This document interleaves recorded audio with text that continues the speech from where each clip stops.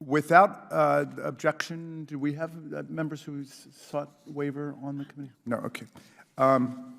Well, good morning, everyone. Welcome to our witnesses for being here. We've got some sensational witnesses who've joined us. Last month, President Biden announced that he was issuing a blanket pardon to people who'd been convicted of simple possession of marijuana under federal law, and he said that his administration would review the scheduling of marijuana under the Controlled Substances Act.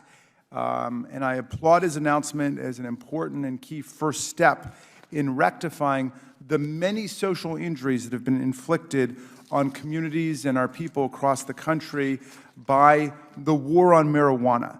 It's just a first step, and we already know what the next step should be.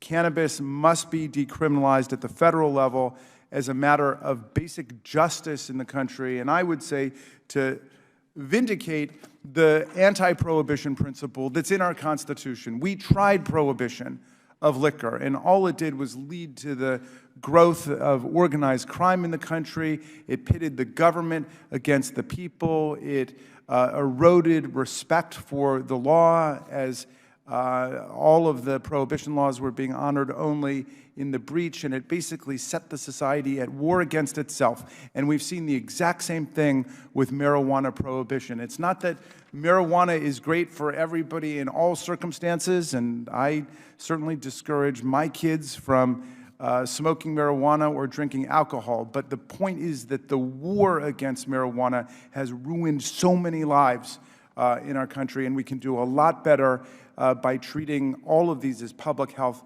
questions and regulatory questions rather than questions of crime and putting people behind bars.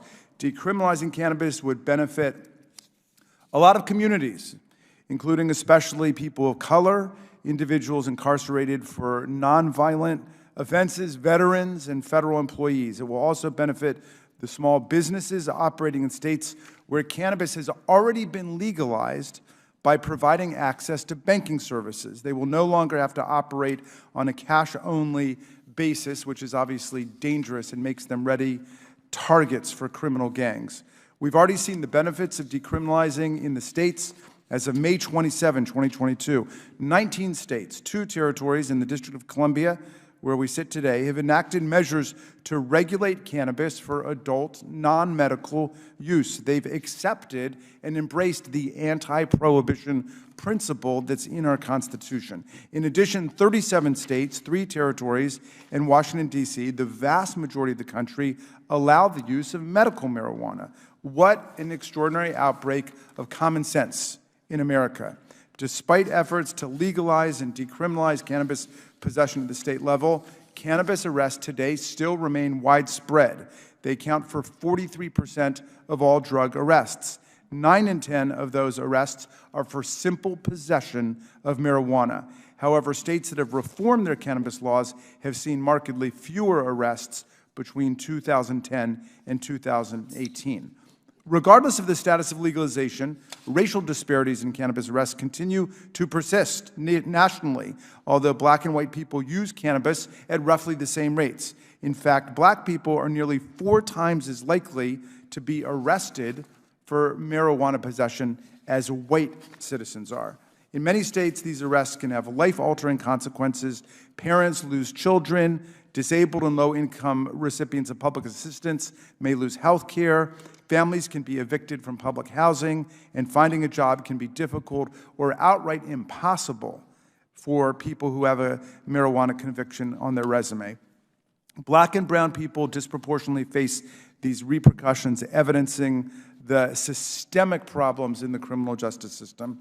Decriminalizing cannabis will help to relieve these disparities. Allowing automatic expungement for nonviolent arrests and convictions would quickly help to reverse much of the damage being caused by the war on drugs. It would also benefit the thousands of veterans who suffer from chronic pain and post-traumatic stress disorder. Under current law, the VA is unable to prescribe medical marijuana to its patients, instead having to rely on traditional pharmaceuticals and opioids, and we know the dangers of opioids. Furthermore, decriminalization would benefit approximately 2.1 million federal civilian employees and countless applicants for government jobs. Even in the states where it's been fully legalized, federal employees and applicants are still vulnerable to being fired or rejected from their jobs, even for having used a medical marijuana prescription in a state where that's lawful.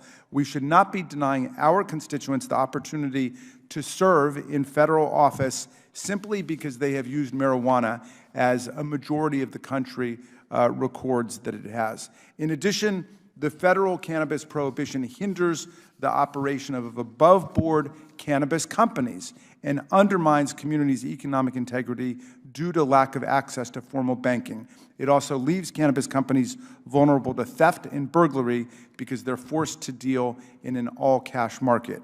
Moreover, entry into the industry is effectively much more difficult for historically disempowered groups, women and minorities, compared to more resource competitors who dominate in this space. Legalization at the federal level is a step that must be taken economically for the public health and for social equity for everyone in the country. To achieve true equity, marijuana should be descheduled and removed from the Controlled Substances Act scheduled categories altogether. The House has already passed the MORE Act this Congress. I call on our Senate counterparts to do the same and to end the absurd prohibition on marijuana in the 21st century. With that, I now get to recognize the very distinguished ranking member, Ms. Mace, for her opening statement. She has been a tremendous leader in this field, and in fact, it was her idea for us to have this hearing today to collect information about what's taking place across the country and then to emphasize what needs to be done at the federal level.